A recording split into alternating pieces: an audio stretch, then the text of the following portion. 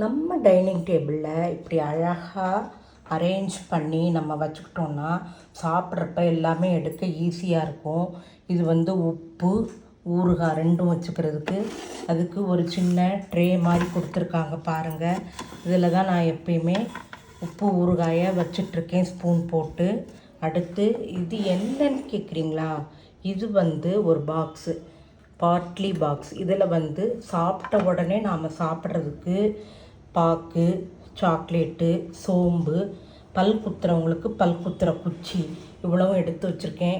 Non veg சாப்பிட்டாலும் சரி, veg சாப்பிட்டாலும் சரி, இந்த மாதிரி நம்ம டேபிளில் வச்சுக்கிட்டோன்னா சாப்பிட்றவங்க எடுத்து அவங்கவுங்களே சாப்பிட்டுக்குவாங்க. அப்புறம் நம்ம இப்படி மூடி வச்சுக்கலாம். அடுத்து இந்த மாதிரி ஒரு ஸ்பூன் ஸ்டாண்ட் வாங்கி வச்சுருக்கேன்.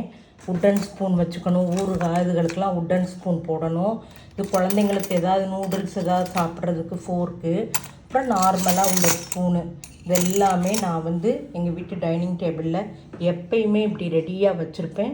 இப்போ நமக்கு ரொம்ப ஈஸியாக இருக்கும் பரிமாறுறதுக்கு. நீங்களும் இதை ஃபாலோ பண்ணுங்கள்.